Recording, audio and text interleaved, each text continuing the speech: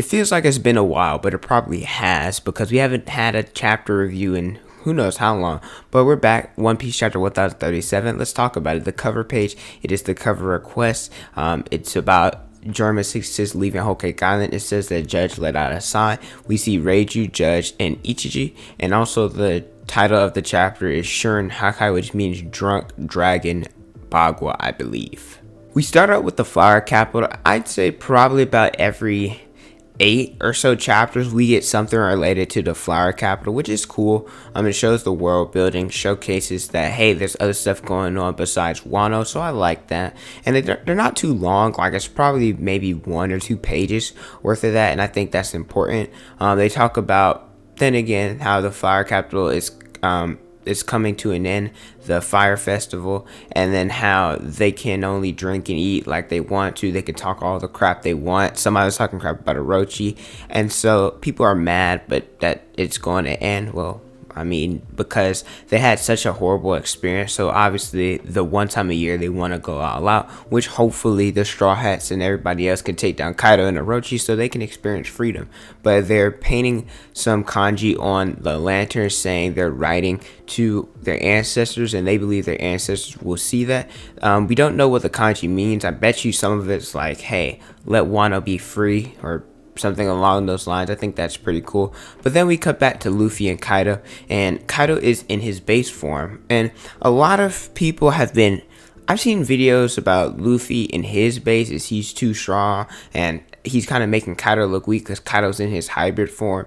And right now they're at a slugfest in the fight, and which is Luffy's specialty. And at first I was like, oh, I think it's fine. But now that I'm seeing Luffy fight Kaido in his base form, I don't know. I am a little bit disappointed. I don't know if that's just Kaido being weak, or weaker than what we imagine, or Luffy being strong. Then again, Kaido did fight so many people, so I don't know.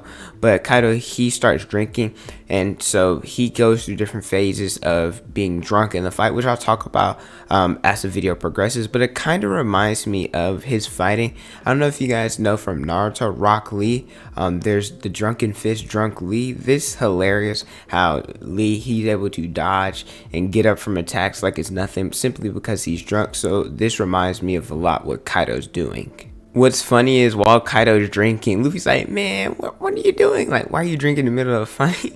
And Kaido's like, yo, you want a swig? Like, I find this hilarious. I think it's because maybe Kaido won't die here. I don't know. I feel like Kaido is starting to have a liking for Luffy more and more. We saw in the last chapter how they were both laughing and like, hey, this is fun.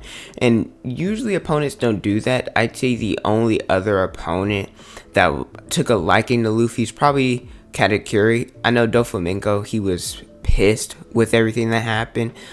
So yeah, I definitely say Katakuri and not Kaido. And so Kaido, he's like, hey, I've acknowledged your strength, man, but don't get ahead of yourself. And Luffy's like, man, when I hit you, you better not complain if I beat you because you're drunk. So I love the interaction. I'm a little bit concerned because Kaido, he talks about how he wants death in his life, well, at least an honorary death, like Roger went out and like Whitebeard went out. And so I'm kind of concerned that now that Luffy and Kaido, I mean, Luffy doesn't kill anyway, but the fact that they're interacting like this makes me not think that Kaido's gonna die, at least by Luffy's hands. Then Kaido, he uses a Ragnarok, and he actually lands a decent hit on Luffy in his face, and then the roof is starting to crack. So maybe the more the fight goes on, maybe they might not necessarily fight on the rooftop, they may fall back down, or this might be foreshadowing, hey, the roof is unstable, and once Kaido gets defeated, he might fall down so everybody can see. And Luffy, he gets damaged. He's like, oh shoot, this starting to hurt. And the more Kaido is drunk or goes through his phases, the stronger his hockey's getting. He was in the sad drunk phase when he did the Ragnaroku attack. Then when he did the Demolition Twister, he was in his crying drunk phase. And you see Luffy switching into gear second and gear third. You see like the smoke coming out of him, and then you see his different rock guns and stuff like that, and how he's using Rio in his attacks. However, he's also using Conqueror Saki, but it's not enough, which is why I do think Luffy's gonna go into Gear 4, but I feel like that won't be enough as well because he's a Yonko. The same attacks that work, or the same form that worked on Doflamingo and that it worked on Katakuri and Cracker, it logically would not make sense for Luffy to not level up to another gear to defeat him.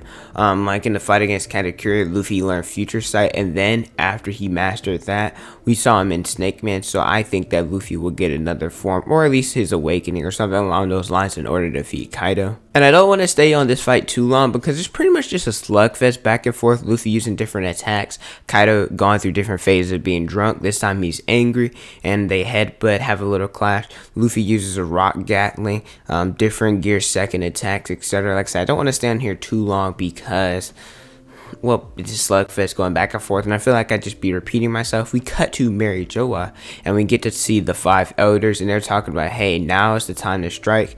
There was something that happened at the reverie when they said this was like a cursed reverie, or reverie for the ages. Something bad happened. We know with Sabo and Fujitora and Cobra and all of them. So there's that. But they talk about how this is the one chance that we can capture Nico Robin and people could die in Wano, so we have to strike now. And then we cut back to the seas of Wano, and they talking about an ancient devil fruit.